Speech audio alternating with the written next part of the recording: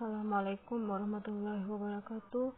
Nama saya Ernawati, jurusan Manajemen Informatika semester 5. Di sini saya akan mencoba mempresentasikan tugas untuk ujian setengah semester saya pada mata kuliah rekayasa perangkat lunak dengan tugas mendesain aplikasi menggunakan metode SDLC dan UML. Pada kesempatan kali ini, saya mengangkat kasus dalam bidang agribisnis pertanian. Agribisnis merupakan kegiatan yang berhubungan dengan penanganan komoditi pertanian dalam arti luas, yang meliputi salah satu atau keseluruhan dari mata rantai produksi. Pengolahan masukan pengeluaran produksi, pemasaran masukan keluaran pertanian, dan kelembagaan penunjang kegiatan. Masalah yang di sini yaitu masalah yang sering dihadapi para petani adalah saat hasil panen melimpah maka harga jual jadi murah.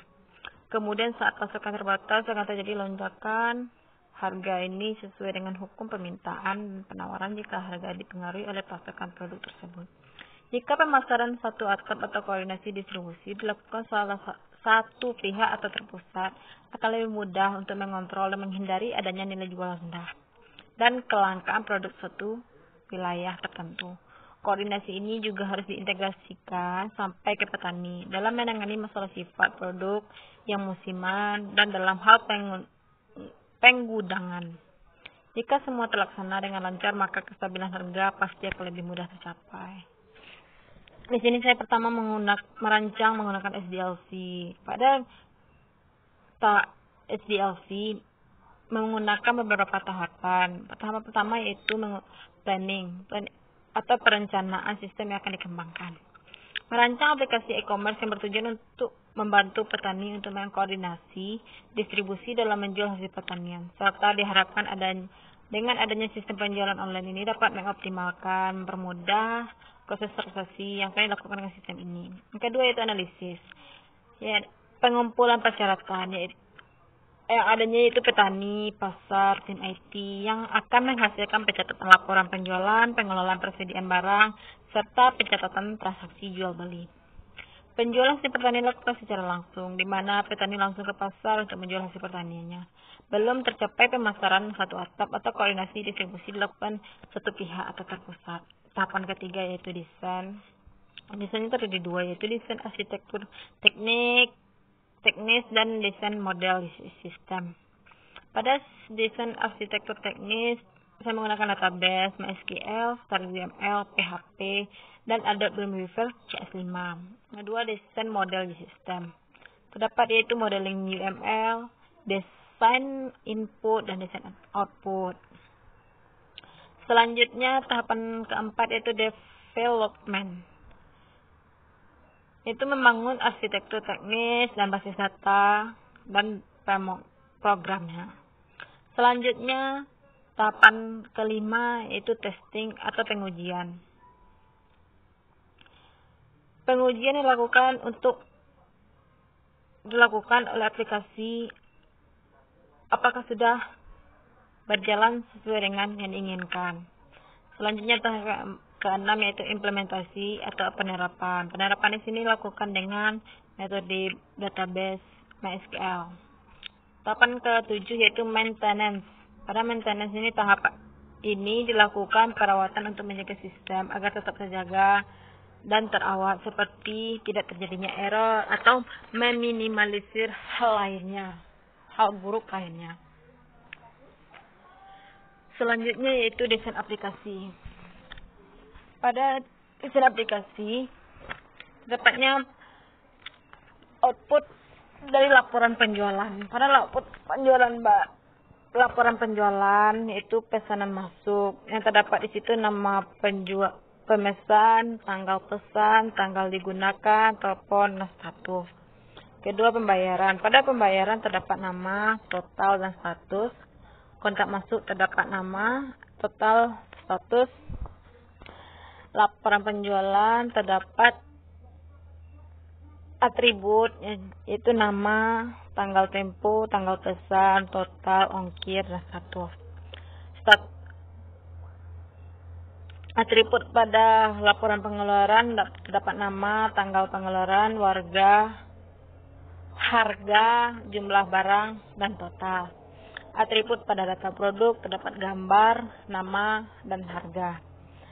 Atribut pada data user masuk terdapat nama, ID user, beli, email, telepon, alamat, dan status. Atribut kepada kategori produk yaitu kategori, deskripsi. Dan pada output data kuota terdapat atributnya nama dan ongkir.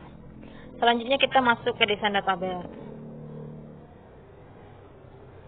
Itu saya menggunakan ERD.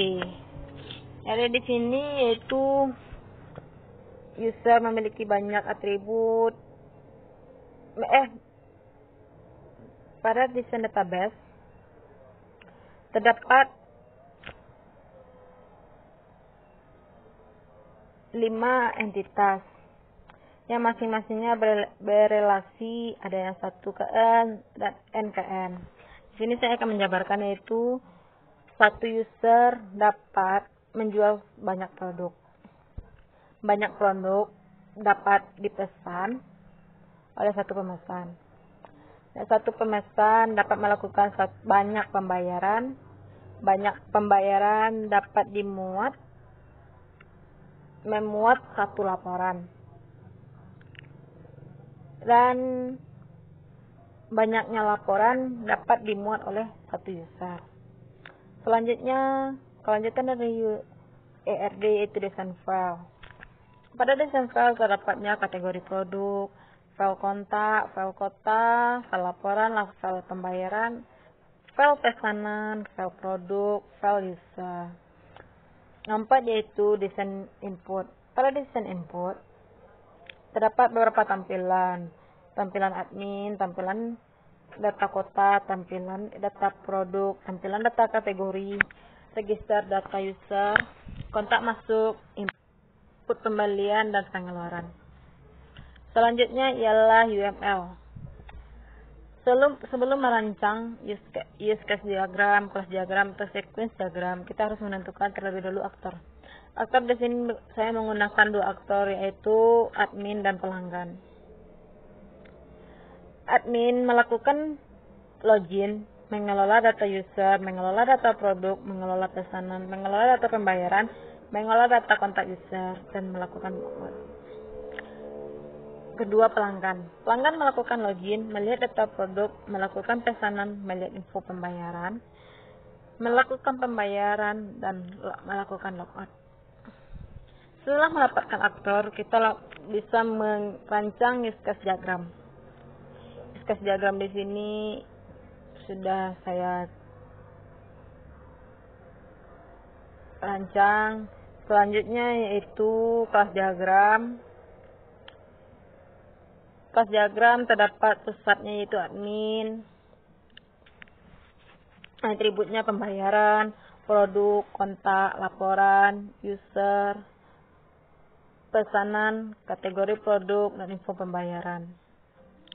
Untuk user itu melakukan pengecekan pesanan. Yang ketiga yaitu sequence diagram. Sequence diagram terdapat 4, yaitu sequence diagram data user, selanjutnya sequence diagram data produk, sequence diagram kategori produk, sequence diagram data dan kota dan ongkir.